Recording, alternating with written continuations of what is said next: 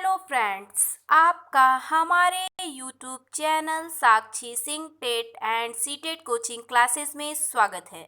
आज हम आपको यूपी टेट में पर्यावरण के 100 प्रश्न अति महत्वपूर्ण श्रृंखला के पार्ट 2 के विषय में चर्चा करेंगे।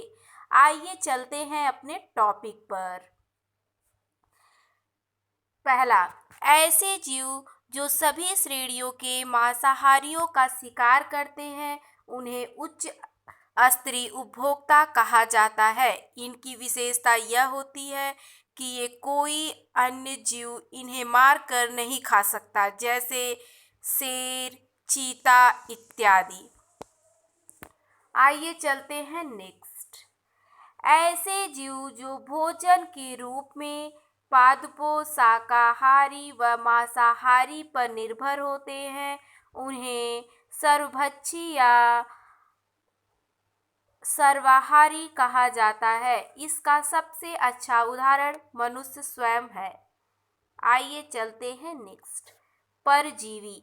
परजीवी वे होते हैं जो अपने भोजन तथा निवास के लिए दूसरों पर निर्भर होते हैं, उन्हें परजीवी कहा जाता है। जैसे मानव व पशुओं में लगने वाली जूं तथा पशुओं की खाल पर चिपकने वाली किलनी इसके सबसे प्रमुख उदाहरण हैं। जैसा आप जानते हैं कि पशु हो या मनुष्य के सर के बालों में जो जूं होते हैं वो मनुष्य के ही खून को चूसते हैं, उससे अपना भोजन बनाते हैं और उनके बालों में रहकर अपना घर भी वो बना लेते हैं, तो वो उनका भोजन का भी काम हो जाता है और रहने के लिए उन्हें स्थान भी मिल जाता है। आइए चलते हैं नेक्स्ट। प्रीडेट्स। ऐसे जीव होते हैं जो केवल भोजन के लिए दूसरे जीवों पर निर्भर होते हैं। ठीक है, ये ऐसे होते हैं जो भोजन के लिए दूसरे जीवों पर निर्भर होते हैं। आधार प्रजाति उस प्रजाति को कहा जाता है जो अन्य प्रजातियों के निर्माण व संरक्षण में आवश्यक व महत्वपूर्ण भूमिका निभाते हैं। ठीक है, इसका सबसे अच्छा उदाहरण समुद्र प्रवाल में मूंगा या कोरल है। कोरल रीफ का निर्माण करती है जो अन्य जातियों के निवास के व प्रजनन स्थान के रूप में कार्य करती है। ठीक है, आइए चलते हैं नेक्स्ट। अम्ब्रेला प्रजाति। अम्ब्रेला प्रजाति किसे कहते हैं उसके बारे में, मतलब उसके अंतर्गत कौन कौन आते हैं वो चीज़ें आपको यहाँ पे जानना है। अम्ब्रेला प्रजाति एक विशाल जंतु या समुदाय होता है जिस पर एक प्रमुख प्रजाति के कारण अन्य प्रजातियों को स्वतः सुरक्षा मिल जाए उस मुख्य प्रजाति को अम्ब्रेला प्रजाति कहा जाता है। जिस प्रकार बाघ को सुरक्षा देने के लिए टाइगर रिजर्व घोषित किए जाते हैं, इसमें न केवल बाघ को बल्कि उस स्थान की अन्य प्रजातियों को भी सुरक्षा दी जाती है। जो इस प्रकार रिजर्व घोषित क्षेत्र में बाघ एक अम्ब्रेला प्रजाति है। मतलब ये है कि एक बड़े विशाल जंतु और विशाल जीव होते हैं जिनके सुरक्षा के लिए मतलब एक कोई भी चीज़ जैसे अभ्यारण्य या कोई भी रिजर्व चीज़ें बनाई जाती है जहाँ पर वो तो रहते हैं लेकिन उनके साथ साथ उस स्थान पर और लोग भी रहते हैं, उसी को और लोग भी रहते हैं लेकिन उस जंतु को नहीं। उस बाघ जैसे बाघ अगर वहाँ पे बाघ के नाम पे वहाँ बनाया गया क्योंकि बाघ सबसे बड़ा मतलब बड़ा है, विशाल जंतु है, तो उसके नाम पर बनाया गया, तो वो प्रजाति क्या कही जाएगी? अम्ब्रेला प्रजाति। किसको कहा जाएगा? टाइगर को ही कहा जाएगा अम्ब्रेला प्रजाति। उसके अंतर्गत की स्टोन प्रजाति किसे कहा जाता है? तो की स्टोन प्रजाति उस प्रजाति को कहा जाता है जो अपने परितंत्र में अत्यधिक प्रभाव रखती है। की स्टोन प्रजाति के निर्धारण में उस प्रजाति के जीवों की अधिक संख्या को नहीं बल्कि परितंत्र में उसके कार्यों की गणना की जाती है। ठीक है, आइए चलते हैं नेक्स्ट। अभी आप ये बस जान जाइए क्योंकि ये आपके सीटेट में भी पेडागॉजी की तरफ पूछ सकता है और यहाँ से क्वेश्चन यूपी टेट में बन सकता है क्योंकि ईवीएस का कोई भी सार नहीं है कि वो कहाँ से मतलब कहाँ से क्वेश्चन पूछ लेगा, क्योंकि ईवीएस बहुत ही ज़्यादा है। ठीक है, इसलिए आप पढ़ लीजिए। संकेतक प्रजाति किसी पौधे या जंतु की ऐसी प्रजाति है जो पर्यावरण परिवर्तन के प्रति बहुत अधिक संवेदनशील होती है। इसका अर्थ है कि जो प्रजातियां पारिस्थितिक तंत्र की हानि होने का शीघ्र संकेत करती हैं, उन्हें संकेतक प्रजातियां कहा जाता है। जैसे वायु प्रदूषण की अधिकता की जांच के लिए लाइकेन तथा जल प्रदूषण के संकेतक के रूप में मछली को संकेतक प्रजाति माना जाता है। संकेतक प्रजाति वे होते हैं जिसमें पेड़ पौधे तथा जीव जंतु जो पर्यावरण में जिनकी हानि हो रही है, उसके कारण से जो चीज़ें उन्हें पता चलती हैं, उसे संकेतक प्रजाति कहा जाता है। जैसे आप देखेंगे कि जब वायु प्रदूषण होता है, तो जब वायु प्रदूषण ज़्यादा बढ़ने लगता है तो उसकी जांच के लिए लाइकेन तथा समुद्र में अगर जो है जल प्रदूषित हो रहा है, तो मछली वहाँ पर मरने लगेंगी या मछलियाँ बाहर आती हैं, तो ये पता चल जाता है, ये हमें ये संकेत मिल जाता है कि जल जो है वो प्रदूषित हो चुका है। तो इसलिए इसको संकेतक प्रजाति कहा जाता है।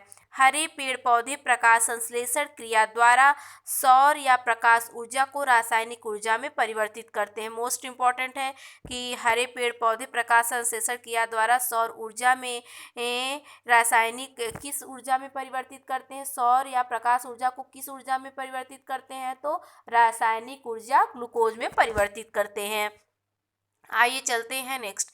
किसी क्षेत्र में प्राथमिक उत्पादक द्वारा प्रति इकाई सतह में प्रति इकाई समय में सकल संचित ऊर्जा की मात्रा को पारिस्थितिक उत्पादकता कहा जाता है। अगर क्वेश्चन आपसे पूछता है कि पारिस्थितिक उत्पादकता किसे कहा जाता है, तो उसमें अगर आपके पास ऑप्शन रहेंगे तो आप ऑप्शन में ये लगा देंगे कि प्राथमिक उत्पादक प्रति सतह में प्रति इकाई समय में सकल संचित ऊर्जा जो होती है वो पारिस्थितिक उत्पादकता। ये सीटेट में क्वेश्चन बनेगा या बनता भी है इस टाइप से क्वेश्चन। आइए चलते हैं नेक्स्ट। प्राथमिक उत्पादक द्वारा आत्मसात की गई कुल ऊर्जा की मात्रा को सकल प्राथमिक उत्पादन कहा जाता है। प्राथमिक उत्पादक हरे पेड़ पौधे द्वारा आत्मसात की गई कुल ऊर्जा की मात्रा को सकल प्राथमिक उत्पादन कहते हैं। आइए चलते हैं नेक्स्ट। सकल प्राथमिक उत्पादन में से श्वसन द्वारा नष्ट ऊर्जा की मात्रा को घटाने पर प्राप्त सकल ऊर्जा को शुद्ध प्राथमिक उत्पादन कहते हैं। ये आपके सीटेट में क्वेश्चन बनेंगे। विश्व की औसत शुद्ध प्राथमिक उत्पादकता 320 ग्राम प्रति वर्ग मीटर प्रति वर्ष है, जबकि उष्णकटिबंधीय वर्षावन तथा दलदली क्षेत्र व एस्चुअरी में विश्व की सर्वाधिक शुद्ध प्राथमिक उत्पादकता एनपीपी 2000 ग्राम प्रति वर्ग मीटर प्रति वर्ष पाई जाती है। आइए चलते हैं नेक्स्ट। किसी भी पारिस्थितिक तंत्र में प्रति इकाई समय एवं प्रति इकाई क्षेत्र में जीवित पदार्थों के सकल शुष्क भारत को बायोमास कहा जाता है। ठीक है, किसी भी पारिस्थितिक तंत्र में प्रति इकाई समय द्वारा प्रति इकाई क्षेत्र में जीवित पदार्थों के सकल शुष्क भार को बायोमास कहा जाता है। आइए चलते हैं नेक्स्ट। इकोटोन दो भिन्न भिन्न बायोम के बीच का क्षेत्र है। इन जगहों में दो अलग अलग समुदाय की प्रजातियों का मेल होता है। ऐसे स्थान पर रहने वाली प्रजातियां जलवायु से अनुकूल करने में अधिक सक्षम होती हैं। आइए चलते हैं नेक्स्ट।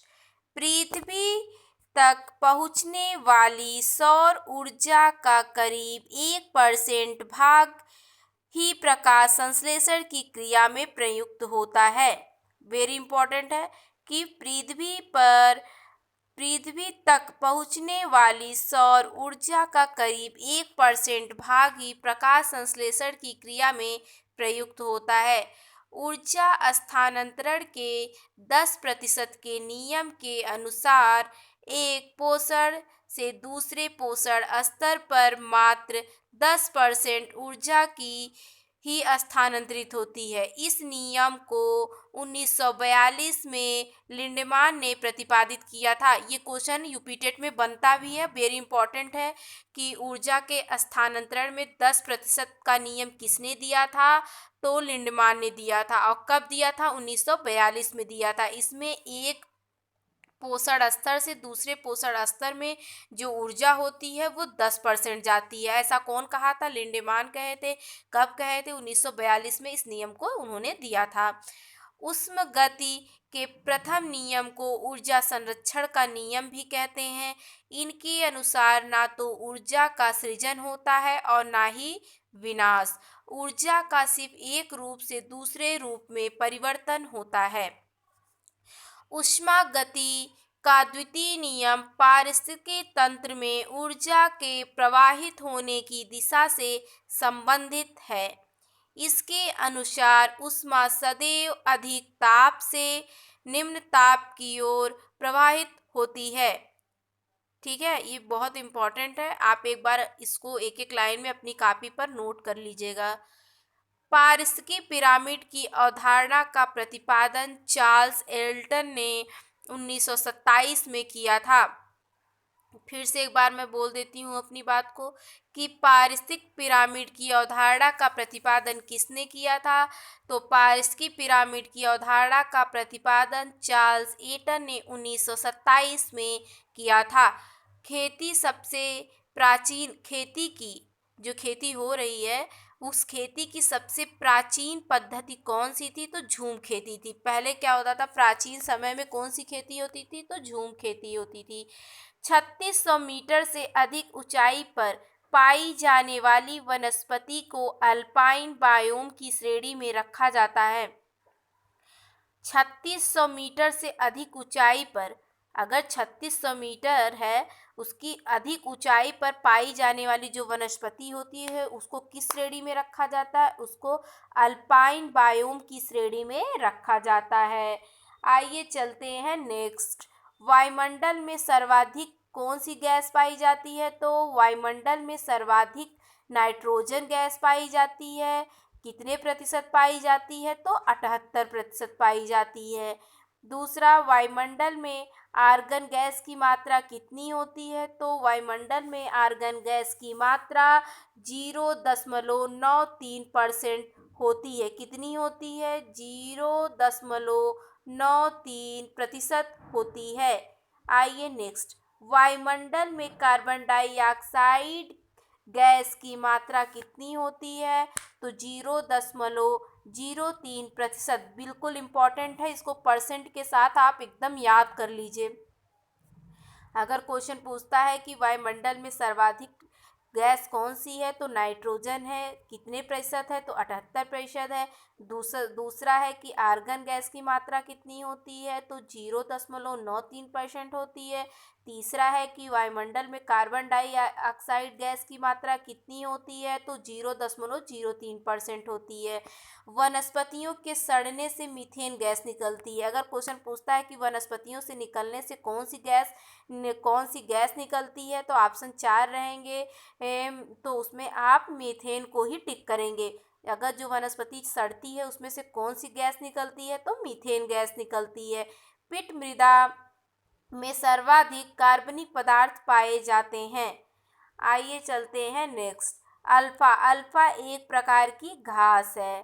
ठीक है, अल्फा क्या है? अल्फा एक प्रकार की घास है। मटियार मिट्टी।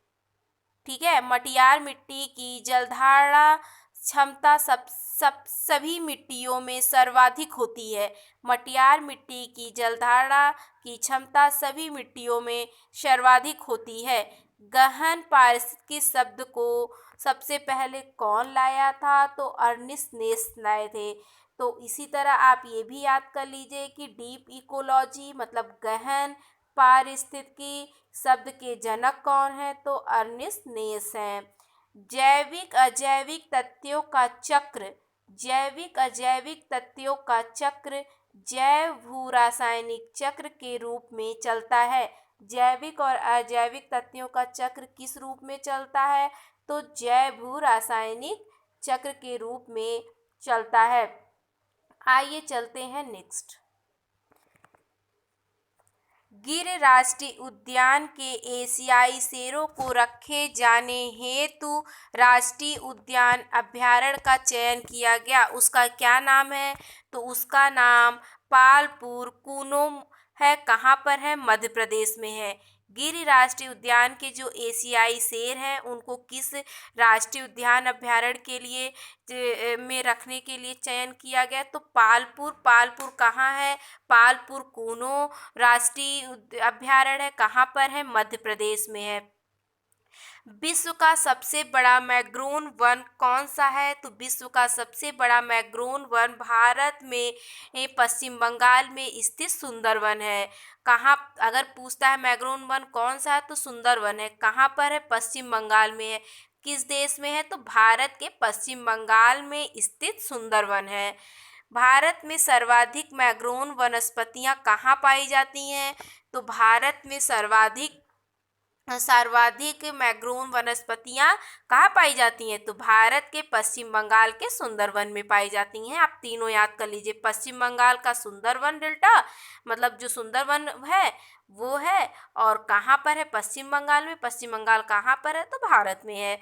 आइए चलते हैं नेक्स्ट।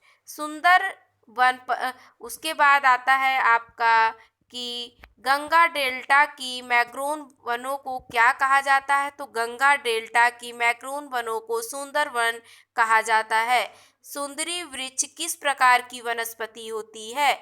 तो सुंदरी वृक्ष मैंग्रोव वनस्पति होती है। भारत में वर्षा वन कहाँ पाए जाते हैं? तो भारत में वर्षा वन उत्तर पूर्वी हिमालय और पश्चिमी घाट में पाए जाते हैं। वेरी इंपॉर्टेंट है कि भारत में वर्षा वन कहाँ पाए जाते हैं। तो भारत में वर्षा वन उत्तरी और पूर्वी हिमालय में और पश्चिमी घाट में पाए जाते हैं। क्रिकेट बैट के लिए विलो कहाँ से प्राप्त होता है? विलो नामक लकड़ी से क्रिकेट बैट बनाए जाते हैं। क्रिकेट बैट के लिए जो विलो लकड़ी होती है वो कहाँ पाई जाती है, ये पूछा जा रहा है। तो विलो नामक लकड़ी से क्रिकेट बैट बनाए जाते हैं। यह लकड़ी शंकु वृक्ष वन से प्राप्त होती है। कहाँ से प्राप्त होती है? तो शंकु वृक्ष वन से प्राप्त होती है। आइए चलते हैं नेक्स्ट। उपयुक्त पारिस्थितिकी संतुलन बनाए रखने के लिए कुल क्षेत्रफल के कितने प्रतिशत पर वन आवश्यक है? तो उपयुक्त पारिस्थितिकी संतुलन बनाने के लिए कुल क्षेत्र में 33% भाग पर जो है आपका वन होना अत्यंत आवश्यक है। चिपको आंदोलन उत्तराखंड के किस जिले से प्रारंभ हुआ? तो चिपको आंदोलन उत्तराखंड के चमोली जिले से प्रारंभ हुआ। बहुत इंपॉर्टेंट क्वेश्चन है ये सब वन लाइन में। आइए चलते हैं नेक्स्ट। नंदा देवी जू अभयारण्य किस राज्य में स्थित है? तो नंदा देवी जू अभयारण्य उत्तराखंड में स्थित है। कहाँ पर स्थित है? उत्तराखंड में स्थित है। भारत का प्रथम तितली उद्यान कहाँ स्थित है? वेरी वेरी इंपॉर्टेंट है। तो भारत का प्रथम तितली उद्यान स्थित कहाँ पर है? बेंगलुरु में स्थित है। और कौन सा जैविक उद्यान है? तो बनरघट्टा जैविक उद्यान है। भारत में जो है बेंगलुरु जो है वो प्रथम तितली उद्यान है, और उस तितली उद्यान का नाम क्या है? मतलब जो है उसका नाम है बनरघट्टा जैविक उद्यान। माजुली द्वीप संसार का सबसे बड़ा नदी द्वीप है जो कि किस राज्य में स्थित है? तो माजुली द्वीप संसार का सबसे बड़ा नदी द्वीप है। यह असम में ब्रह्मपुत्र नदी पर स्थित है। कहाँ पर है? असम में ब्रह्मपुत्र नदी पर स्थित है। आइए चलते हैं नेक्स्ट। मौन घाटी को साइलेंस वैली भी कहा जाता है। ये किस राज्य में है? तो केरल राज्य में है। वेरी वेरी इंपॉर्टेंट क्वेश्चन है ये सब। वेरी वेरी इंपॉर्टेंट है कि मौन घाटी किसे कहा जाता है? मौन घाटी को ही साइलेंस वैली कहा जाता है। ये कहाँ पर है? तो केरल में है। और भारत की प्रथम तितली उद्यान कहाँ है? बेंगलुरु में है। बेंगलुरु कहाँ है मतलब बेंगलुरु में जो तितली उद्यान है उसका क्या नाम है? तो बनरघट्टा तितली उद्यान। और उसके बाद है कि माजुली द्वीप संसार का सबसे बड़ा नदी द्वीप है, ये आप जानते ही हैं, जो किस राज्य में है, तो यह असम के ब्रह्मपुत्र नदी पर है। आज के लिए बस इतना ही, और जो बचे हुए क्वेश्चन है वो आपको नेक्स्ट पार्ट में देंगे। तब तक के लिए goodbye, thanks for watching my video. अगर आपको मेरा वीडियो अच्छा लगता है तो इसको लाइक, सब्सक्राइब एंड शेयर कीजिए। Thank you.